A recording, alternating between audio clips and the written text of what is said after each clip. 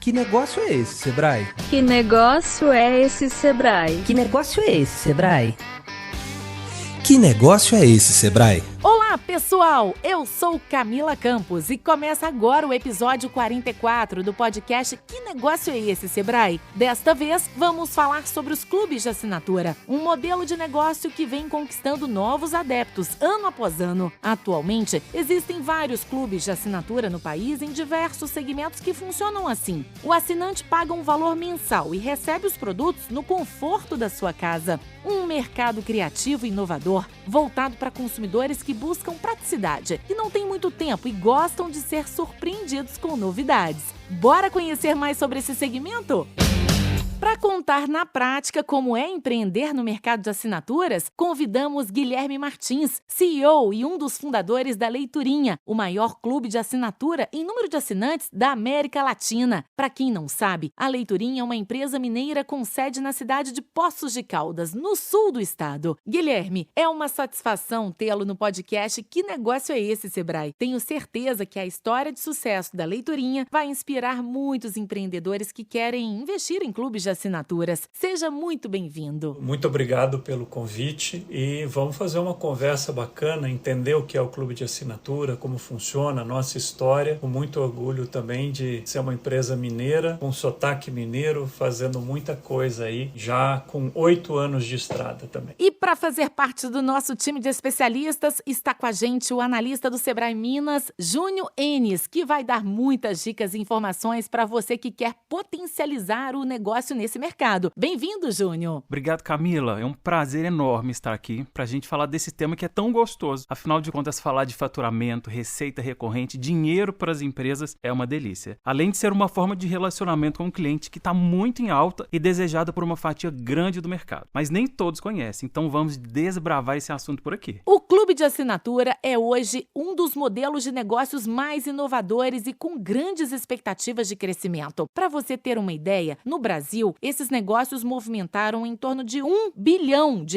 em 2019 e aumentou 10% em 2020. Isso porque a quantidade de tipos de assinaturas também aumentaram e se diversificaram. Em 2014, segundo a Abicom, eram 300 empresas do tipo no país. O número saltou para 800 em 2019 e em 2020, mais de 3 mil novos clubes foram abertos, chegando a 4 mil serviços em funcionamento esse ano, como aponta o levantamento da Beta Labs, empresa especializada em soluções para e-commerce. Júnior, explica pra gente como funciona o clube de assinaturas e por que esse modelo de negócio tem conquistado cada vez mais consumidores. Camila, a palavra clube de assinaturas já traz pra gente uma ideia de como isso funciona. Quando a gente fala de clube, essa palavra já remete pra gente um pouco de interação, de pessoas que têm a mesma vontade, os mesmos desejos. A gente pensa em socialização. Ou seja, esse clube ele é designado para entender desejos e necessidades dos clientes. Ou seja, facilitar com que produtos e serviços cheguem para esses clientes de uma forma muito mais fácil. E o clube de assinatura está muito em alta, porque ele vem para resolver problemas das pessoas, facilitar a vida das pessoas. Mas não só isso. A gente precisa entender que ser conveniente às pessoas, isso é muito legal e é muito tendência. Hoje as pessoas elas necessitam, elas buscam segurança, preços acessíveis, uma forma de ter acesso a produtos e serviços de uma forma personalizada. Isso é muito tendência, isso tem dado muito certo nos clubes de assinatura. Uma outra coisa que é muito importante a gente pensar, que clube de assinatura não é uma novidade. A gente entende que jornais e revistas já eram comercializados por este modelo, mas com esse advento da internet, a internet ela tem democratizado muito as coisas hoje para todo mundo, principalmente para os consumidores, então a internet traz uma releitura deste modelo de negócio, dessa forma de entregar, principalmente para os consumidores, que facilitar a vida, eles podem ser surpreendidos a cada mês, a cada recebimento dos seus produtos ou serviços contratados, e também para as empresas, que podem contar com um faturamento recorrente, ou seja, um planejamento do que ele tem para receber. Então isso é muito legal, funciona muito. E uma coisa que a gente também tem que pensar, Camila, que o clube de assinatura, quando a gente fala de entregar um produto ou serviço com a cara do cliente, isso é muito legal, porque antigamente a gente falava do cliente 1.0, né? O que é o cliente 1.0? Quando nós éramos reféns do atendimento das empresas, das vendas, né? Lembra que a gente poderia comprar qualquer carro desde que fosse preto? Hoje não, hoje nós estamos na era do cliente 4.0, 4.0, estamos avançando para o 5.0. E o que isso quer trazer e traduz para a gente? Que a palavra correta que fica para resumir tudo isso é a palavra experiência. Então, o Clube de Assinatura é um canal de venda das empresas que está muito certo, porque a palavra experiência, que é o que é mais importante hoje no mundo dos negócios, para a gente satisfazer e ter um match com o nosso cliente, o Clube de Assinatura consegue ter um canal claro e limpo e direto com o nosso cliente. Por isso, a razão de grande sucesso, dos números estarem crescendo cada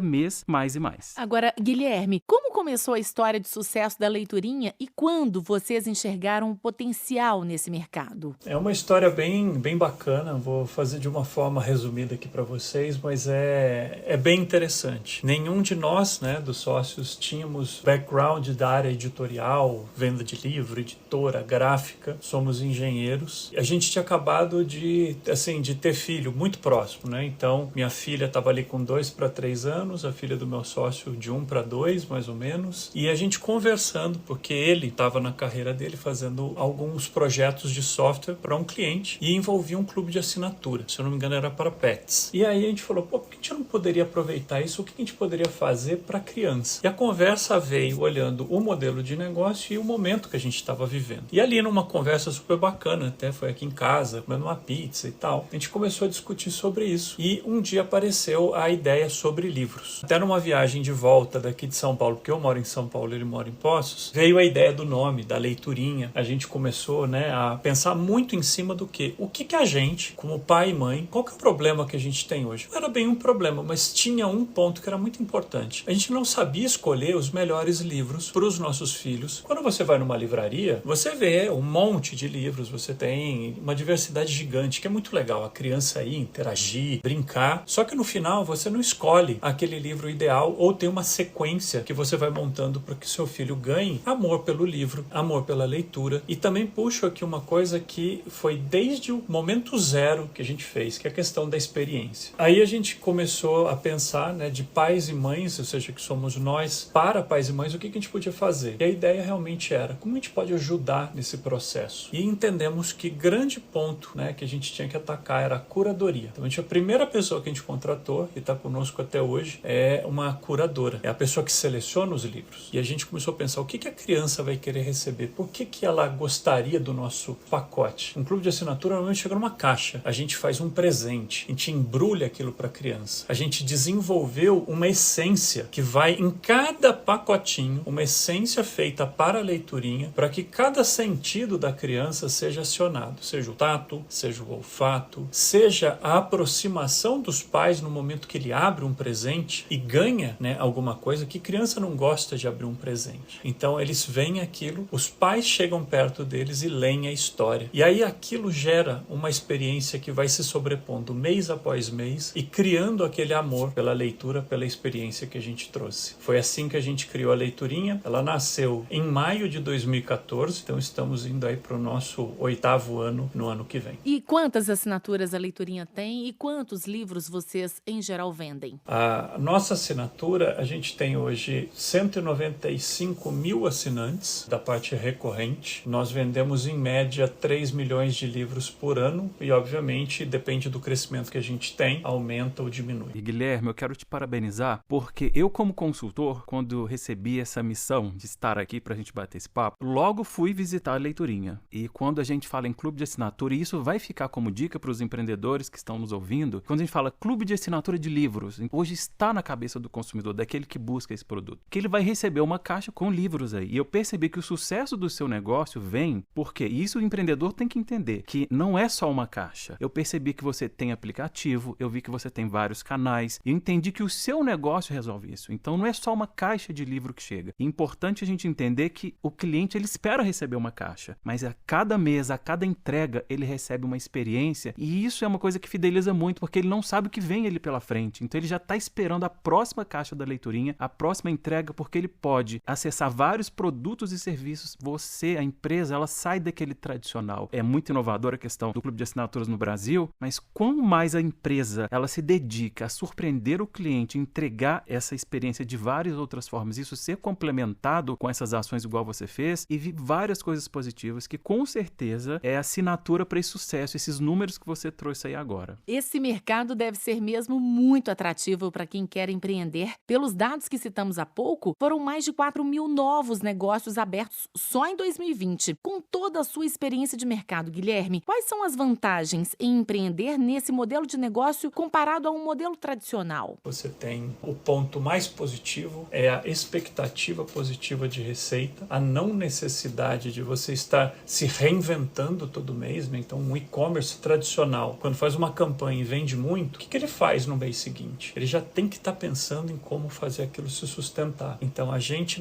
trabalha muito mais o desenvolvimento da experiência e ganha tempo para fazer a melhoria no produto, e aí que cada vez mais você fideliza. Então, o que você ganha é a fidelidade do cliente, o pagamento ser recorrente, você poder projetar suas receitas, e obviamente tem despesas associadas a isso também, mas você tem uma clareza muito maior do que vai ser dali para frente. Existem algumas métricas que já são consagradas também no mercado, que o empreendedor que está entrando nesse modelo de negócio, ele tem que conhecer. São nomes que às vezes são complicados, como LTV, CAC. Nada mais é você aprender o quanto custa para você adquirir um cliente, quanto tempo esse cliente fica com você e a que margem, né, que você está mantendo isso. E aí você começa a ver se aquele dinheiro que você colocou para comprar está sendo suficiente para você ter uma margem de lucro. Eu vejo como grande vantagem a gente ter esse modelo, porque você não fica só amarrado ao modelo da assinatura. A Leiturinha também tem a loja da Leiturinha. Eu tenho um ponto que é super importante, que é uma flexibilidade no que você pode fazer. Quando você faz um produto de assinatura, você tem um range, uma faixa de custo daquilo que você pode mandar num pacote. Se eu cobro uma assinatura R$50, eu não posso eventualmente mandar um livro de R$200, porque é um prejuízo para a empresa. Porém, o público pede aquele livro, eu posso disponibilizar e vender e aumentar a minha receita dentro da mesma empresa. E, de fato, tem muitas empresas surfando esta onda dos clubes de assinatura, das gigantes como a própria Leiturinha e a Netflix, como também pequenos negócios, inclusive de vários segmentos. Acreditem, tem empresa vendendo ovo por assinatura. Guilherme, diante desse mercado diversificado, quais os produtos e serviços oferecidos nesse nicho que tem sucesso no Brasil e podem ser uma boa pedida para quem quer empreender? Tem uma pesquisa que eu li lá no começo, que era um trabalho sobre por que as pessoas fazem assinatura. Óbvio que já mudou um pouquinho de lá para cá, mas eu acho que tem 3 grandes áreas que são importantes você colocar. As pessoas ou vão querer um produto pelo custo, como tinha um dos primeiros clubes de assinatura de sucesso, que era um que trabalhava com lâmina de barbear, até hoje aí foi vendido para uma empresa grande de lâmina de barbear. A gente tem a exclusividade, que também é uma empresa que existe ainda hoje, que ela aluga vestidos de festa e você paga uma mensalidade para poder alugar o vestido. E tem o terceiro, que é onde a gente se encaixa, que é a curadoria. Hoje, o tempo é um bem precioso para todo mundo. Então, quando você não perde tempo ou você dá esse seu tempo para alguém, dizendo, olha, o melhor a se fazer nessa área é isso ou aquilo, você está vendendo a curadoria. Você está colocando para o cliente aquilo que você é bom. E aí você consegue encaixar. Então, eu diria, não por só produto, mas pelo conhecimento que o empreendedor tem, a região onde ele vai atuar, qual é o ticket médio do que ele vai fazer, se isso é para o consumidor ou é para o mercado B2B, ou seja, para vender para outras empresas. Então, existe uma infinidade de coisas que dá para a gente fazer. Eu gosto muito da área de serviços para B2B. Então, quando você vende uma assinatura de algo, o cliente é mais difícil de vender, mas você tem uma retenção maior e você consegue aumentar a sua venda dentro do mesmo cliente ao longo do tempo. Júnior, e para quem quer abrir um clube de assinatura, o que é necessário fazer para formalizar e já começar a operar no mercado? Camila, é importante entender que o clube de assinatura, muitas das vezes, é apenas um canal de venda dentro de um negócio. Então, empresas que elas já nascem com esse DNA, elas já nascem como clube de assinatura. Empresas que elas já existem no mercado, elas adotam esse canal de venda como mais uma forma de faturamento. E existem empresas híbridas, né? Clube de assinaturas e outras formas. Que, na grande maioria, quando a gente percebe o clube de assinaturas em desenvolvimento, são empresas que já estão formalizadas. Então, não tem, assim, muito segredo para quem quer começar com um clube de assinatura. Por quê? Os trâmites para você se formalizar é de uma empresa comum. Algumas coisas que o empreendedor ele tem que entender realmente, primeiro é definir se o clube de assinatura dele está ligado a produto ou a serviço. Porque quando a gente fala de produto, eu tenho uma tributação pelo ICMS, eu tenho um cuidado com isso, um olhar, um planejamento tributário em cima disso. Quando eu estou entregando serviços também, a mesma coisa. Eu não sou tributado pelo ICMS, eu tenho que contribuir com o ISS ligado à prefeitura. Então, primeira coisa é planejar, entender o que eu estou entregando, qual é o tipo de clube de assinaturas que eu estou fazendo. Diante disso, um planejamento tributário tem que ser muito muito bem feito e entender que, por se tratar de um canal de venda, a gente precisa observar todo o faturamento do nosso negócio para a gente poder tomar decisões. Falando em formalização, entender que se eu estou iniciando o negócio do zero, eu acredito que uma pesquisa de mercado ela já esteja pronta. Então não dá para formalizar algo se eu não conheço exatamente os desejos, as necessidades do meu cliente. Então isso é muito importante, porque quando a gente fala de formalização, eu estou falando muito de documento, eu estou falando de alvará, isso que é muito comum, tradicional, e os contadores estão aí para poder fazer todo esse trâmite burocrático para a gente. O desafio do empreendedor é muito mais estratégico do que burocrático. A gente terceiriza para um contador essa questão de um alvará, do contrato social, e esse é o passo que a gente tem que fazer para a gente se formalizar, mas a estratégia, uma pesquisa de mercado, conhecer o cliente, pensar em como eu vou operar isso, ter um sistema, porque isso também é fundamental para quem está começando. Quando a gente fala de clube de assinatura, o cuidado dessa recorrência, porque o nosso faturamento vem daí. E como o Guilherme trouxe para a gente, poder fazer essa projeção, e a gente sabe que é uma grana que já está ali para a gente durante um período muito longo, um período que não tem data para encerrar. E eu falo também que o clube de assinatura, Guilherme, não sei se você concorda comigo, ele educa o empreendedor. Ele faz com que o empreendedor ele tenha no DNA a criatividade e assertividade de manter aquele cliente ali. Porque o clube de assinatura, o cliente pode ir embora a qualquer momento. Ele não gostou, a experiência não foi legal, ele vai embora. Então é importante quando a gente pensa em formalização, a gente tem que desenhar o negócio, estruturar isso. E uma dica que eu deixo para todo mundo aqui é o Canvas, modelo de negócio. Pega o Canvas, para quem não conhece, vai para o site Sebrae, é uma folhinha A4 onde a gente desenha ali para quem que eu estou entregando, como que eu vou entregar, qual que é a minha proposta de valor. Então, o que fica nesse momento de formalização é empresário, empreendedor, foque na estratégia do negócio e a gente vai entregar para o contador que realmente, de fato, é o responsável por trabalhar com essa parte de formalização para a gente. E como avaliar se o clube de assinatura é realmente uma boa opção para aumentar o faturamento da empresa, Júnior? Excelente pergunta. Eu falo para todo mundo, principalmente no Sebrae, tem um curso que chama Bootcamp. Lá a gente trabalha muito essa questão de olhar para um negócio que está nascendo e entender canais de venda. E clube de assinatura é um canal de venda. Lá dentro a gente discute muito no sentido de onde está o meu cliente e o que ele deseja. Se eu estou criando um clube de assinatura, eu tenho que entender se o meu cliente ele deseja receber o meu produto ou serviço através de um clube de assinatura, para eu ser muito assertivo. E aí a gente para ponderar, eu posso, para os meus clientes tradicionais que não conhecem esse modelo, eu posso chegar com um clube de assinatura como uma coisa nova e é uma mudança de cultura para o meu cliente que ainda não conhece. Então, é um oceano azul. Eu não tenho muitos concorrentes ali que vão estar disputando comigo para atingir o meu cliente e poder vender para ele. Ao passo que existem prós e contras, né? O prós é que eu não tenho muito concorrente e o contra é que eu vou ter que ter essa mudança de cultura. Ao passo que, quando eu estou no oceano vermelho, ou seja, eu estou entrando para um modelo de clube de assinatura que já existe. A gente já entende que de vinho, que de livros, já estão muito democratizados aí no país. Então, se eu vou para um desse onde é um oceano vermelho, eu tenho muitos concorrentes, pode ser que eu tenha também uma facilidade do cliente entender o que eu estou entregando, porque todo mundo já conhece, ao passo que eu tenho muitos concorrentes. Então, esse sempre é o papel do empreendedor, Camila, é estudar, é buscar informação e fazer essa comparação em planejamento. Eu acho que um dos pontos principais é a questão da retenção do cliente. O clube de assinatura, o segredo do longo prazo é o aumento da retenção, a diminuição da razão pela qual a pessoa vai embora. Você pode ter até um sucesso repentino, esporádico, e daqui a pouco o cliente perde o interesse no seu produto, ou você não soube fazer ou entregar uma experiência pela qual ele esteja ansioso para receber todo mês. Isso é uma área que é fundamental e somaria a essa área também o atendimento ao cliente, né, que a gente chama de agora de Customer Success, Customer Happiness. A Leiturinha ganhou no ano passado o prêmio de melhor atendimento do Brasil pela Reclame Aqui, na área de clube de assinatura, e é uma coisa que assim, a gente é incessante o trabalho em cima disso. Então, pensar o que o cliente está pensando, entender o que ele está querendo e projetar o que ele vai querer. A gente é a fonte de referência. Se o empreendedor deixar isso para depois ou para segundo plano, com certeza vai sofrer muito.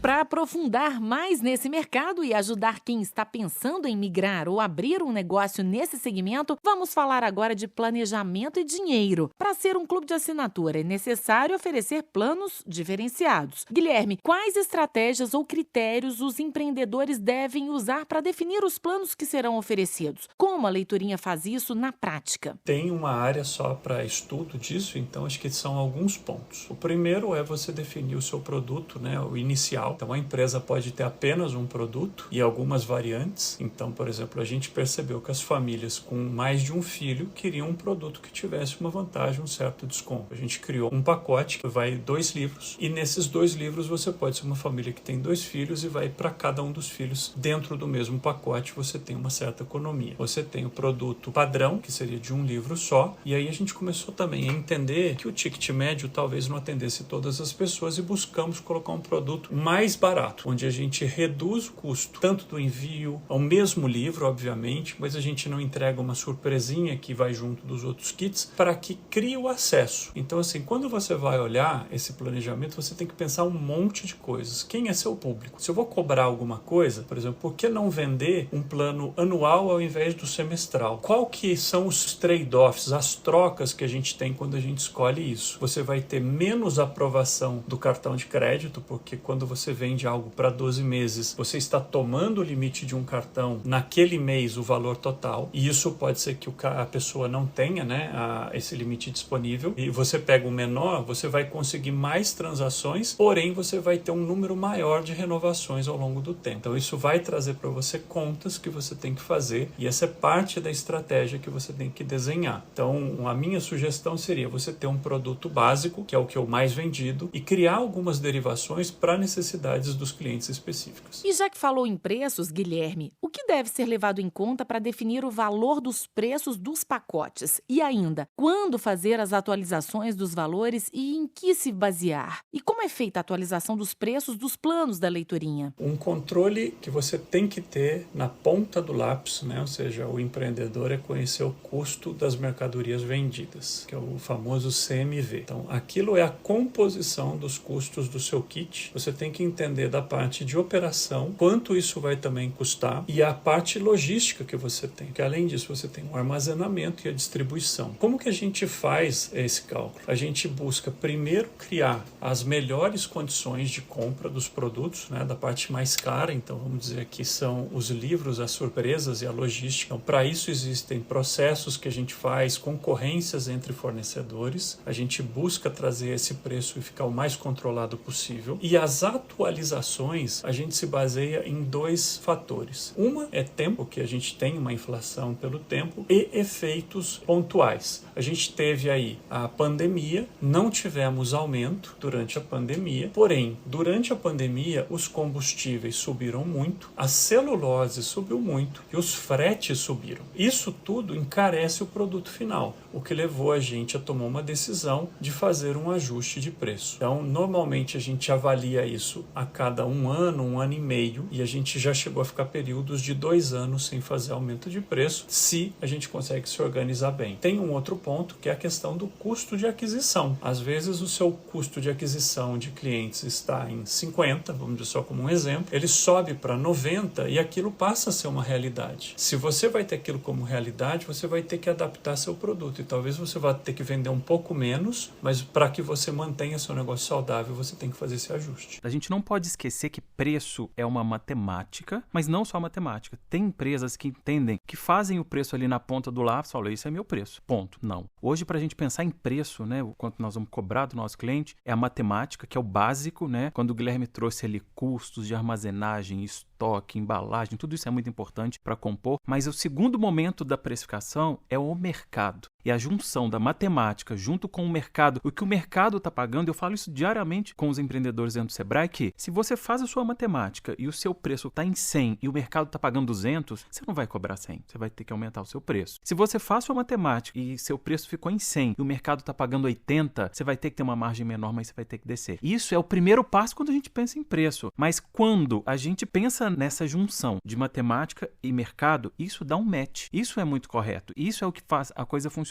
E preço, ele tem que ser bom para o cliente e bom para a empresa. O preço é justo, isso é parceria. Nada pior quando o cliente ele sente que ele é assaltado com o preço. Mas é importante a gente lembrar que quando a proposta de valor, atributos, diferenciais, isso tudo vem junto, o preço ele pode realmente, eu não preciso estar ligado diretamente ao mercado. Eu posso ter um preço diferenciado, porque eu tenho diferencial, minha proposta de valor, aquilo que eu falo, que eu entrego, eu realmente realmente entrego para o meu cliente. Então, quando isso o cliente percebe, né, ele tem essa percepção da proposta de valor, o cliente vai, através do preço, justificar a compra. Mesmo que o preço ele seja acima do que ele acharia que deveria pagar, ele vai justificar. O cliente vai falar, é caro, mas é bom. O cliente vai falar, olha, o preço é diferenciado, mas aqui eu tenho conveniência, eu sou surpreendido. Então, é muito importante que a gente tenha como base, como chão ali, a matemática, para a gente não ter prejuízo, mas ter esse olhar para o mercado e junto com a nossa proposta de valor para a gente chegar num preço que vai ser esse match mesmo, entre eu satisfazer a empresa, que a gente abre a empresa para ter lucro, e o cliente tem que sair dali satisfeito com aquela sensação de que fez também um bom negócio. Nesse episódio, a gente tem falado muito em recorrência. Júnior, explica pra gente o que é um pagamento recorrente. Qual a diferença para o parcelado? Aproveita e ensina como calcular e melhorar a receita recorrente mensal, mais conhecida como MRR, dos clubes de assinatura. Vamos pensar que o parcelamento ele tem um ciclo determinado, atrelado ali a uma compra única, e precisa acontecer uma nova compra, né, uma nova ação, ou da empresa ou do cliente, para que a gente tenha um novo parcelamento, né? Então, o parcelamento é algo que ele tem início e fim, e eu não posso desistir no meio, igual no clube de assinatura, se eu não for bem atendido, bem tratado, vamos dizer assim, e entender que essa proposta, que realmente aquilo é para mim, eu posso abandonar em qualquer momento. Ou seja, são compras e movimentos independentes. Ele pode comprar A ou B, depois que eu entrego para ele, isso não existe. A própria recorrência, isso não existe num parcelamento. Parcelamento, ó, você vai ter que cumprir isso aqui, tá no contrato, acabou. Você quer comprar mais? As empresas, elas, claro que elas querem essa recorrência, mas isso não é contratual. Parcelamento nada mais é do que uma forma de pagar. Então a gente precisa entender que é isso. E essa é a diferença do parcelamento para o clube, que no clube ele pode desistir a qualquer momento. E no parcelamento ele não pode desistir ou simplesmente parar os pagamentos. Assim, esse parcelamento é uma forma de pagamento e não um canal de venda. Já o clube de assinaturas, a gente olha para ele como um canal de venda. Isso é muito importante. E já na recorrência, né, no formato do plano de assinaturas, a garantia é a certeza do período exato em que o cliente vai estar ali com a gente. Então, no próximo mês eu sei quanto que eu vou ganhar, no outro também. Então, eu sei exatamente o que o cliente estará pagando pelo produto ou serviço. E qual produto? Está tudo pré-definido. O que eu vou enviar para ele de produto ou de serviço? Eu já sei. Então, os planejamentos e previsões, eles podem ser feitos com muito mais assertividade. Há um mundo de possibilidades aí dentro da recorrência. Ele compra um produto com variações, experiência, surpresa, comodidade, tudo aquilo que a gente falou até aqui. O ponto de atenção é que não existe, em sua maioria, a obrigação de manter a assinatura. Então, o cliente ele está livre. E isso traz para o empreendedor uma responsabilidade muito grande, que é que estamos falando aqui de ter como meta a plena satisfação do cliente, e o Guilherme falou isso pra gente. A gente tem que manter essa bola, esse nível de assertividade super em cima. E assim a gente vai segurar o quê? Que ele mantenha a assinatura ali. Agora, vamos pensar em como que a gente calcula. E é muito fácil. Essa questão da receita recorrente mensal, que a gente chama, e este é um dos indicadores mais simples de se calcular e não tem segredo algum. É pegar o número de clientes que a gente tem, o valor do pagamento mensal a ser realizado ali, e assim teremos um montante mensal. Ou seja, recorrentemente, todo mês eu posso contar com aquela receita ali. Quando a gente pensa em todo esse faturamento global da empresa, eu preciso tirar dali taxas, matrículas e serviços extras, porque não é recorrente. Às vezes a pessoa pagou ali uma adesão, uma assinatura para entrar, depois eu tenho a mensalidade ali todos os meses, mas eu não vou ter matrícula e adesão todo mês daquele cliente. Então, eu sugiro que a gente tenha indicadores separados para controlar e monitorar taxas, matrículas, essas entradas. E saída e renovação de assinaturas também. Então, assim, aquilo que é fixo, que está ali, é importante que a gente tenha. E esse indicador, ele deve ser em tempo real. E aí o Guilherme vai concordar comigo. Por quê? A gente tem que ter uma TV, um sistema, um aplicativo, qualquer coisa, onde um cliente sinalizou ali que ele está indo embora, tem que piscar, acender uma sirene, tocar um sino, a equipe toda ir para cima e a gente tomar alguma decisão. Então, ele precisa ser mensurado em tempo real e trabalhado também junto com as áreas financeira, a área de vendas e estratégia do negócio. Porque assim a gente entrega subsídio para atuação e crescimento do empreendimento como um todo. Gestão financeira, estoque e a logística são os grandes desafios desse mercado. Guilherme, quais outras dificuldades também viram entraves na hora de empreender?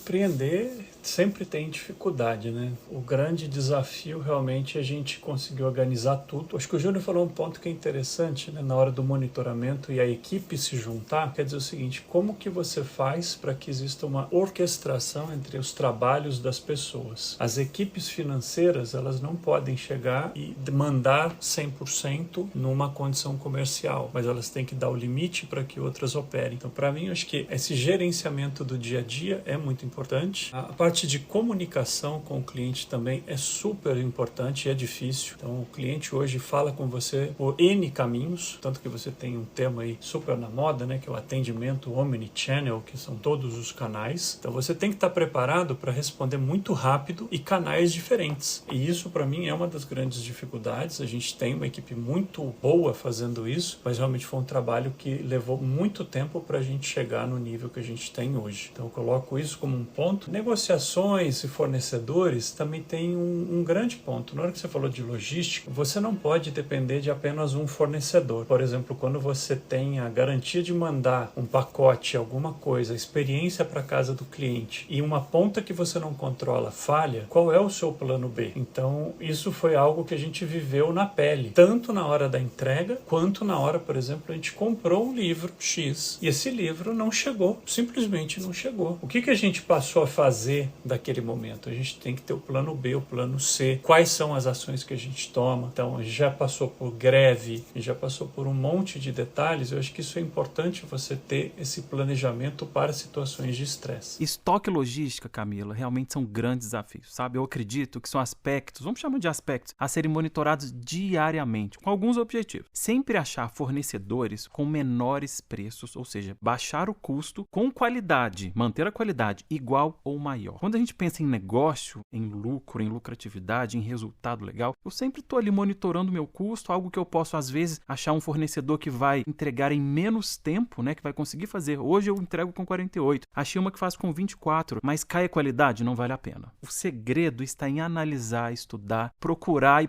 sempre. A palavra que eu gosto sempre de trazer para todo mundo é inovar. Quando a gente pensa em inovar, quando o Guilherme trouxe o plano B, C, D, F, G, temos que ter todos os planos. E só com a palavra inovação em mente, e isso como cultura da empresa, é que a gente consegue trazer bons resultados. E fica a dica para o empreendedor que inovação não é só ter um programa, algo tecnológico muito avançado. Não. Inovação é algo que eu posso implementar hoje no meu negócio, que eu não fazia ontem, e que isso trouxe um resultado benéfico. Então, assim, a gente simplifica essa questão da inovação e a gente passa a pensar aonde eu tenho gargalos, aonde eu tenho grandes desafios, e nessa cultura da inovação, de buscar o novo, a gente consegue monitorar e ter bons resultados. Falando do potencial de negócios gerados por esse mercado de assinaturas, segundo pesquisa da Vindi, negócios recorrentes registram um aumento de 65% no volume de vendas, enquanto as empresas tradicionais crescem apenas 28%. Guilherme, você que é um conhecedor desse mercado, qual é o perfil dos consumidores dos clubes de assinatura? A gente já chegou a separar até no que a gente chama de personas, né? A gente vai entendendo qual é o perfil consumidor, o que levou a pessoa a comprar, onde eles estão. Então, primeiro vamos fazer uma separação até geográfica. Nossa base, ela é maior se a gente somar todas as cidades do interior longe das capitais do que somando só as capitais. Por quê? Eventualmente um cliente que está na capital teria mais acesso a escolhas, por exemplo, do produto que a gente tem, que são os livros. A parte de custos que a gente tem também, ela determina um pouco o perfil de quem vai comprar ou não aquilo por um longo prazo. Então a gente começou a entender, por exemplo, existem os pais e mães, né, que são na sua maioria, mas a gente tem uma persona interessante que são os avós, que compram para os netos aquilo pensando no futuro deles. E assim, é como se fosse um carinho que o vovô e a vovó estão fazendo para as crianças, colocando aquilo como um presente educacional. É algo bem interessante assim que a gente vê. As pessoas, a gente tem hoje normalmente as pessoas que detêm cartão de crédito, então a gente já trabalhou com outros meios, tipo o boleto, mas o boleto ele traz complicações bem mais difíceis da gente controlar. O cartão de crédito é um meio muito interessante, então acaba limitando por aí também. Existem alguns projetos, né, para o futuro, como o Pix garantido, e que a gente está muito de olho nisso também, como uma nova forma de pagamento, vai trazer mais pessoas. Mas quem compra tem aquele pessoal que você chama dos first adopters, né? O pessoa que gosta da novidade e aposta naquela novidade. Depois você tem as pessoas que vão pela indicação. Então é muito comum, né, eu com as minhas crianças, eu escutar no colégio alguém comentando sobre um produto nosso e falando, não, vale a pena, não vale a pena, enfim. E assim, é muito gostoso ver isso acontecer. Mas eu vejo que o boca a boca é extremamente eficiente, porque ele é um review, né, como a gente chama, de uma pessoa sem nenhum tipo de viés. Então é bacana de ver dessa forma também. E conta pra gente, quais as estratégias que a Leiturinha tem usado para conquistar cada vez mais esses pais e filhos, Guilherme? Bom, a gente trabalha em diversas frentes, mas eu acho que a primeira coisa que a gente sempre tem que colocar é que nós somos uma empresa que trabalha de pais e mães para pais e mães. E a gente cria um produto pensado nas crianças, onde a gente coloca os melhores profissionais, os melhores esforços. E isso a gente demonstra através dos nossos canais, seja nos blogs que a gente tem, seja através das postagens que a gente faz nas mídias sociais, na propaganda que a gente faz também, porque a gente precisa fazer a publicidade disso, e a gente se utiliza muito das redes sociais. Então é algo que a gente percebe que a interação com o cliente, a criação de conteúdo e ser uma autoridade no que a gente faz. Eu acho que ter essa autoridade é algo que não se compra com dinheiro, se compra com tempo e competência. Você tem que provar pouco a pouco, mostrando isso pela quantidade de clientes que você vai trazendo, isso vai aumentando a cada dia. Então é um efeito muito positivo que o tempo traz pra gente. Júnior, para quem está entrando nesse mercado agora, como se diferenciar no mercado para atrair mais clientes e, consequentemente, aumentar as vendas? Primeiro passo, para eu me diferenciar, ou seja, fazer diferente para os nossos clientes, eu tenho que conhecer o igual. Eu tenho que ter essa pesquisa de mercado, eu tenho que monitorar o meu concorrente. E o que de fato os clientes desejam, quais problemas eles enfrentam. Nem sempre eles sabem a solução, e isso é muito legal. Existem casos que o cliente às vezes está ali na inércia. Quando eu estudo o mercado, quando eu entendo concorrente, porque mercado é concorrente e cliente. No básico, assim, no arroz com feijão bem feito, é entender o meu cliente e entender o meu concorrente. Assim eu consigo me diferenciar, ter um passo à frente. A gente costuma chamar isso de vantagem competitiva. E aí, Camila, o próprio nome já traz. Vantagem te deixa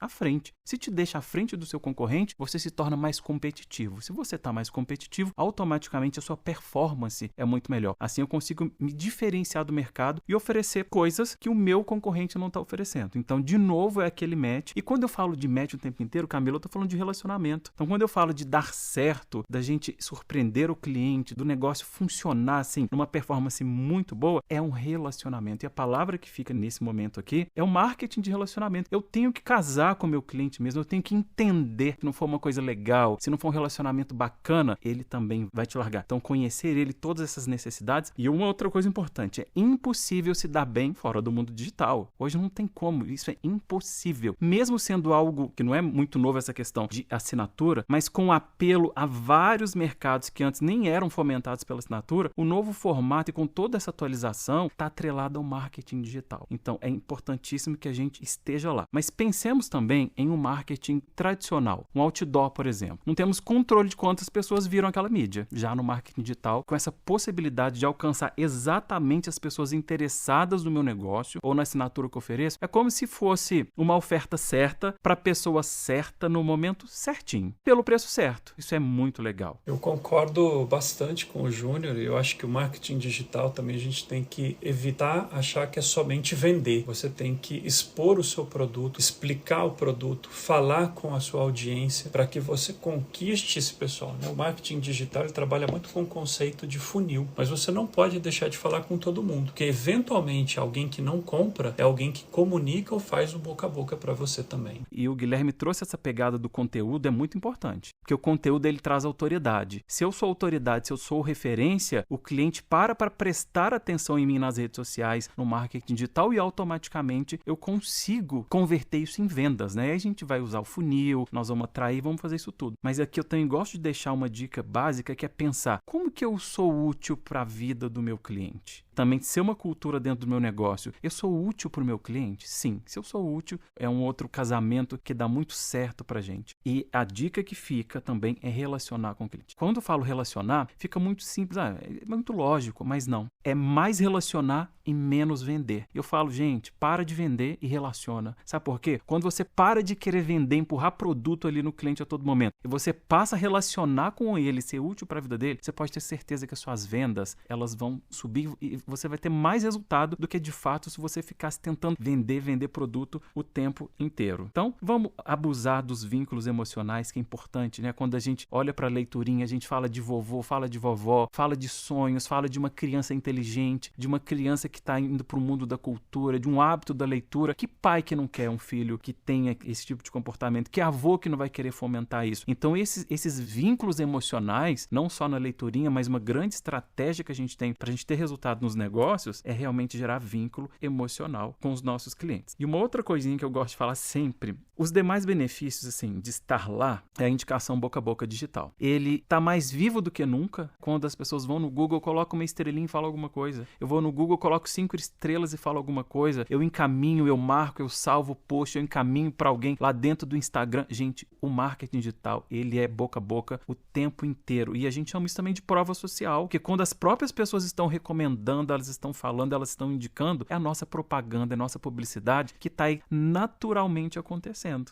E se atrair clientes não é fácil, mantê-los então é uma missão mais difícil ainda. Ouça a dúvida da nossa ouvinte Carolina Fernandes, de um clube de assinatura de Belo Horizonte. Oi, eu sou Carolina da Horta da Cidade, é um serviço de plano de assinatura e eu gostaria de fazer uma pergunta. Como eu faço para evitar grandes evasões, saída de cliente em clubes de assinaturas? O que a gente pode construir a mais para que evite essas evasões?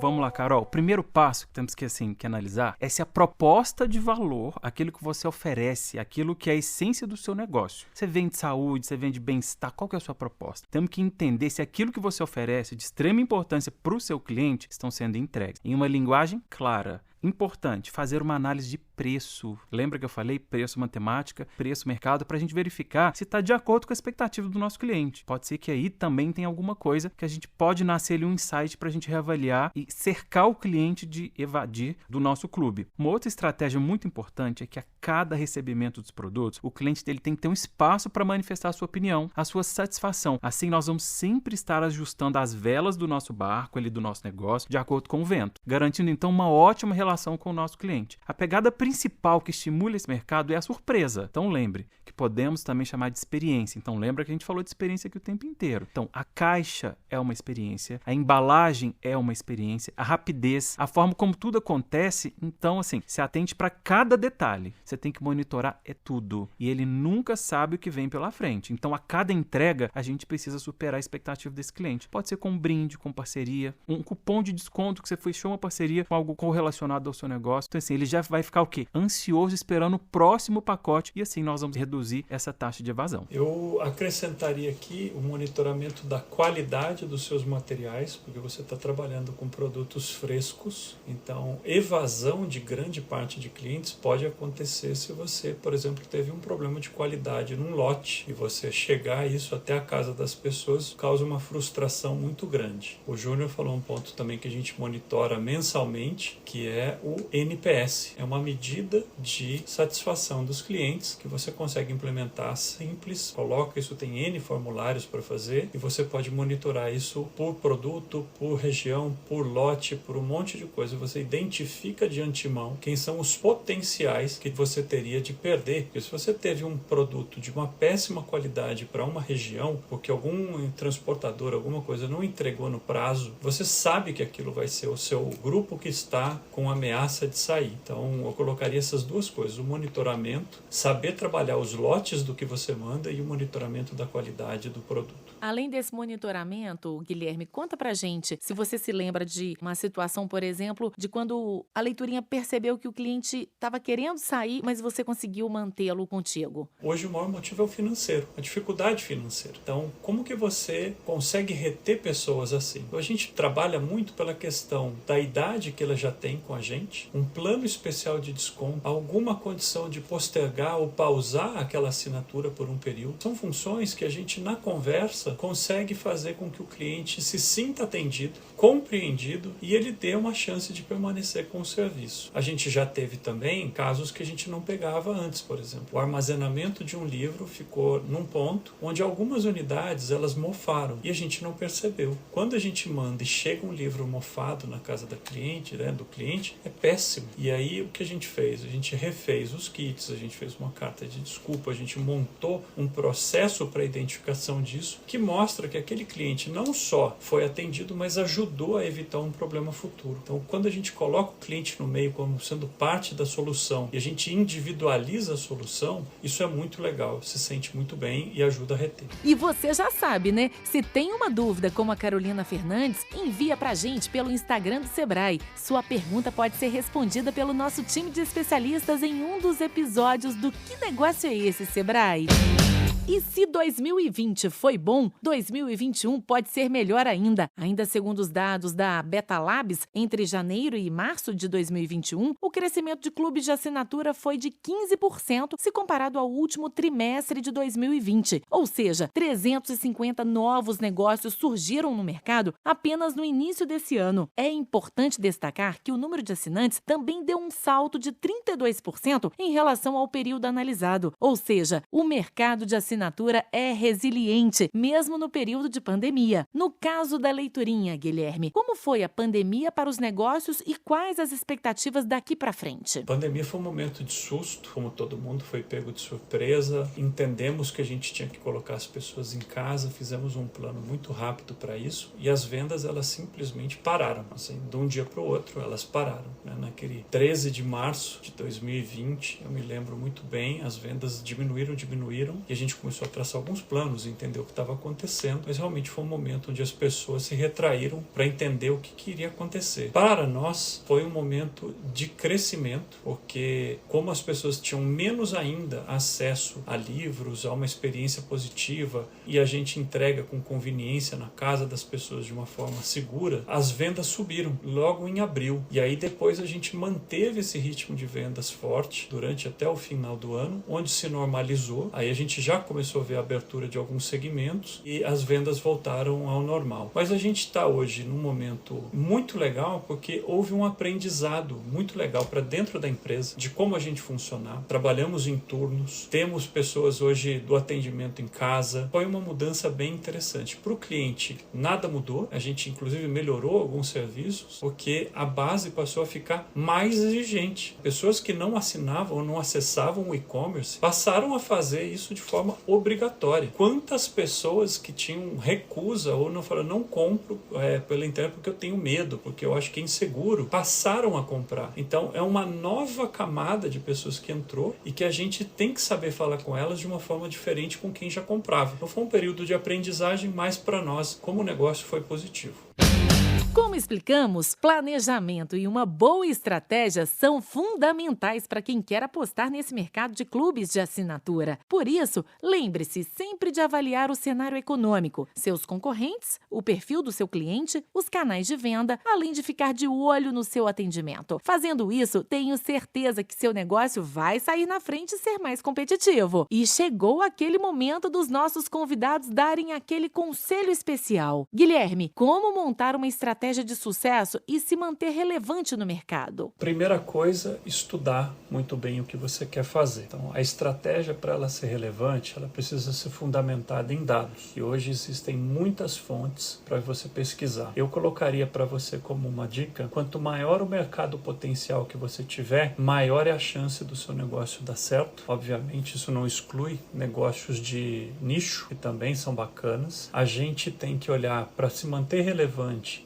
entender e ser autoridade nesse assunto, ou seja, a partir do dia 1, você cada vez mais entender sobre esse seu assunto, falar com um número maior de pessoas em canais diferentes. Dou uma dica que dei até um empreendedor que hoje está fazendo bastante sucesso, ele não era da área, e ele começou a se posicionar como uma pessoa da área, entrevistar pessoas e falar muito sobre isso. Hoje, 4 anos depois, ele já pode se considerar uma autoridade. Eu falei, isso não se compra com dinheiro, é tempo e experiência, né, e capacidade. Então, olhem para mercados que estejam em uma grande expansão. E às vezes você pode fazer um comparativo também. Se você tem algo que já é dominado no meio eletrônico, pela venda, por alguma coisa, e você não vê essa solução no clube de assinatura, você não vê essa solução ainda integrada digitalmente, você tem muita área para trabalhar. Existem N segmentos aí abertos, onde você sabe que o processo é manual, que é fechado para um pouco número de pessoas, poucos players, enfim, a gente tem bastante coisa que dá para trabalhar. Mas o que eu diria para vocês é, estudem a fundo o mercado, tentem ser globais, se possível. Se não for possível, coloque dentro do país, mas saiba algo que você realmente tem um diferencial. Esse diferencial pode ser você, pode ser pessoas que você vai contratar, uma ideia que você tem. Junte-se com pessoas competentes. Tecnologia hoje é fundamental. Empreender sem ter uma pessoa te apoiando na área de tecnologia é muito difícil. Corra atrás disso. Enfim, busque ajuda. Eu acho que entidades, por exemplo, como o próprio Sebrae, apoiam demais as pessoas. Tem muito conteúdo. Então, se apoiem nisso, conversem com empreendedores, porque todo empreendedor que deu certo ou deu errado sempre quer e vai ter boa vontade de dividir com alguém que está entrando novo, passar pelo menos as lições aprendidas. É isso que eu diria aqui para vocês hoje. Sensacional! Agradeço demais pela generosidade em compartilhar suas experiências e conhecimentos sobre esse mercado de assinaturas. Guilherme Martins, CEO da Play Kids e um dos fundadores e sócios da Leiturinha, o maior clube de assinatura em número de assinantes da América Latina. Agradecemos muito a sua participação e desejamos ainda mais sucesso para a Leiturinha e para você, Guilherme. Eu que agradeço. Para mim, participar e contribuir com o mundo do empreendedorismo, com pessoas empreendedoras, é sempre algo que eu faço com muito prazer. Fico à disposição para fazer outras conversas, enfim, espero que isso tenha sido de ajuda para quem esteja escutando esse episódio. Júnior, sua vez. Falamos bastante sobre o presente e o futuro dos clubes de assinatura, além dos cuidados iniciais, da precificação, da logística e da geração de experiência. A gente sabe que essa caminhada do empreendedor para montar seu próprio negócio é árdua. Então, onde buscar ajuda para empreender nesse mercado de assinaturas, Júnior? Camila, pensa comigo que o segredo do sucesso, que não é mais segredo agora, né? É estudar, é a busca de informações. Não tem como sair do lugar sem estudar o mercado, riscar, anotar, fazer conta, entender o cliente. O desafio é mostrar uma nova forma de consumir, hein? Isso é um mega desafio. Seja onde for. Pense no seu perfil empreendedor. Então, uma dica que eu deixo. Olhe para você enquanto empreendedor, pense no seu perfil, reflita em qual mercado você se sente mais confortável para empreender. Assim é sucesso garantido. E o caminho é procurar o Sebrae para que possamos auxiliar esse empreendedor nessa jornada. Então, a gente está aqui prontinhos para ajudar o empreendedor a decolar nesse negócio. Incrível! Obrigada, Júnior Enes, analista do Sebrae Minas. Te encontro em outros episódios do Que Negócio é Esse, Sebrae? Tá combinado? Combinado. Obrigado, Camila, pelo convite. Espero que esse bate-papo ele tenha contribuído e agregado para que o empreendedor ele já esteja com muitos insights. E aquilo que move o empreendedor em direção ao seu sonho, o conhecimento. É uma pena, mas o nosso episódio 44 está terminando. Mas lembre-se que você pode ouvir quantas vezes você quiser essa conversa ou ainda indicar para seus amigos. É só ir na sua plataforma de áudio favorita e acessar o Que Negócio é Esse, Sebrae? E não esqueça que no site sebrae.mg você encontra tudo o que precisa para abrir, expandir ou melhorar a gestão do seu negócio, inclusive um clube de assinatura. E daqui a pouquinho estaremos de volta falando sobre as oportunidades e desafios para empreender na indústria de alimentos e bebidas. Fique ligado e siga o Que Negócio é Esse, Sebrae? No Spotify para não ficar de fora das novidades do nosso canal. Valeu, pessoal! Que negócio é esse, Sebrae? Que negócio é esse, Sebrae? Que negócio é esse, Sebrae? Que negócio é esse, Sebrae?